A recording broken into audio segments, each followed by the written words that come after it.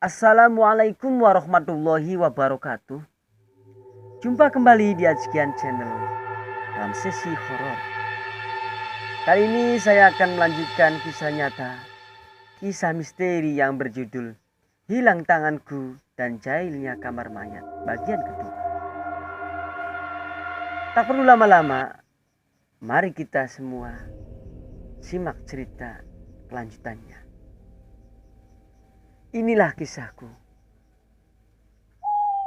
Setelah ingatanku 100% pulih dari kejadian itu, saya melangkahkan kaki ke arah jalan tol sebelah jalur utara, di mana insiden itu terjadi. Terus saya cari letak mobil saya berada di mana.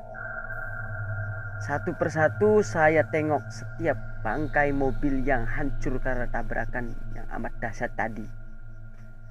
Dan saya lihat miris dan ngeri melihat korban-korban berjatuhan. Ada yang mengerang kesakitan dengan berbagai macam luka. Dan ada yang sudah meninggal karena terjepit di dalam bodi mobil. Bahkan ada yang tergeletak di pintu mobil dalam keadaan tergantung. Dan darah segar yang masih mengalir dari pangkal kepalanya yang menggelantung. Bahkan saya lihat satu mobil kijang warna merah marun, dipastikan penumpangnya tewas semua karena mobil tersebut terbakar. Kemudian saya dengan kaki kiri yang terasa berat karena luka menganga yang saya alami, saya paksakan melangkah untuk mencari keberadaan paman saya. Dan diketemukanlah mobil saya yang tadi tabrakan tadi berada di depan lokasi terjadinya kecelakaan. Dan begitu kagetnya melihat paman saya yang sudah tergeletak di pinggir roda depan mobil saya, yang sudah ditutupi oleh koran-koran yang telah saya bawa tadi, yang ditutupi oleh para warga yang menyelamatkan, menolong pada kejadian itu. Dengan perasaan menahan rasa sakit di kakiku, aku mencoba untuk mengangkat tubuh pamanku. Tetapi apa yang terjadi ketika saya mau angkat, ya Allah, begitu terkejutnya, begitu kagetnya ketika tangan sebelahku tidak bisa digerakkan. Bahkan aku lihat seluruh lenganku hancur remuk menjadi satu dengan jaket yang aku pakai. Seketika itulah saya lunglai, tak bertenaga, bahkan rasa tubuh tak bertulang. Ya Allah, apakah ini yang akan saya alami ke depan? Mengalami cacat dan tidak punya tangan. Menangislah saya di situ. Setelah beberapa waktu kemudian, sekira 5:30 tiba, datanglah berbagai macam mobil ambulans yang mengangkut para korban untuk dibawa ke rumah sakit terdekat. Dan begitu sampai para tim relawan medis, diangkutlah kami dari ambulan itu. Saya berlima korban ditumpuk dibawa ke rumah sakit yang ada di Cikampek, kalau nggak salah namanya rumah sakit sih ya, nggak usah disebutkan rumah sakitnya. Sampailah di rumah sakit sekitar pukul 8 pagi. Ya, 8 pagi langsung dibawa ke IGD. Tetapi di IGD kami hanya diberikan perawatan seadanya, tanpa ada perawatan kelanjutan karena tidak ada yang bertanggung jawab untuk siapa yang membiayainya. dengan alasan pihak rumah sakit menanti siapa yang bertanggung jawab. Akhirnya sekira pukul 10.30 datanglah bos paman saya yang dari Cirebon dengan keluarga saya mendatangi kamar. Saya lihat bapak saya langsung memeluk saya, langsung menangis melihat saya terlulai tak bertenaga, lesu. Dan seketika itu saya merasakan sesak yang amat sangat berat untuk mengambil napas, seperti dada tertindih oleh batu. Karena mungkin infeksi sudah menjalar kemana-mana.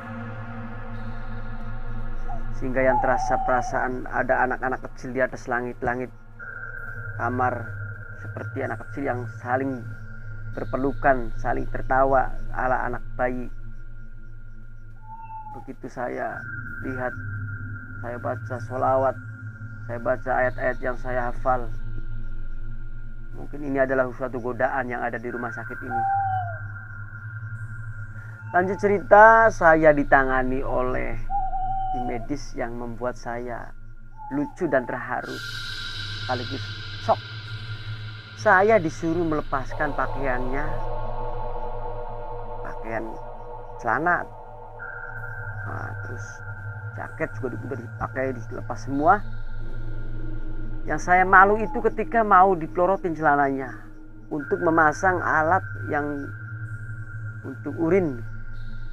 Seumur-umur saya belum pernah alat kelamin saya dipegang-pegang oleh orang lain, apalagi seorang perempuan. Nah, ketika itulah seorang perawat memaksa saya untuk membuka, tapi saya tidak mau, nggak mau. Akhirnya perawat tersebut mengambil gunting dan diguntinglah celana itu. Ketika saya udah pasrah, mungkin udah nasib. Lanjutnya sudah ditangani analisis dokter bahwa harus diopname di rumah sakit tersebut, tapi dari pihak keluarga dan perusahaan minta untuk dipindahkan ke daerah Indramayu. Karena saya berasal dari Indramayu, maka saya dirujuk ke rumah sakit Indramayu atau Cirebon. Terus akhirnya saya pulang sekitar pukul jam 1:30. Kita berangkat dari Cikampek sampai Indramayu jam 4 sore. Nah, setelah nyampe di rumah, para keluarga bermusyawarah bagaimana penanganan selanjutnya. Akhirnya kesepakatan para keluarga dibawa dulu ke ke penobatan alternatif tulang yang ada di Sumedang di Cikaresek. Berangkatlah kami ke sana dengan memakai masih ambulan. Sampai di sana dari Sumedang tidak mampu karena hancurnya tangan sudah tidak bisa tertolong karena sudah menjadi satu dengan daging rembuk. Akhirnya saya dibawa kembali ke Indramayu, dibawa lagi ke daerah Rancabugang, daerah Bango 2 kalau nggak salah. Sampai maghrib situ. Nah, ambulan setelah itu pulang karena waktu itu yang mengobatinya sedang sholat maghrib. Setelah diperiksa oleh yang mengobati, akhirnya sama dengan Cikaresek tadi, tidak bisa mampu. Sedangkan mobil sudah tidak ada. Ya Allah, miris sekali. Saya akhirnya dibawa dengan memakai mobil bak terbuka. Perjalanan lagi lah ke rumah sakit. Akhirnya saya dibawa ke rumah sakit yang paling besar di Cirebon. Itu saja cerita dari saya. Kita sambung kembali di episode terakhir, yaitu di season ketiga. Bila mana cerita ini berkenan di hati, terima kasih atas like dan subscribe-nya. Saya harapkan kemurahan hatinya. Wallahul muwaffiq ila aqwamit thoriq. Wassalamualaikum warahmatullahi wabarakatuh.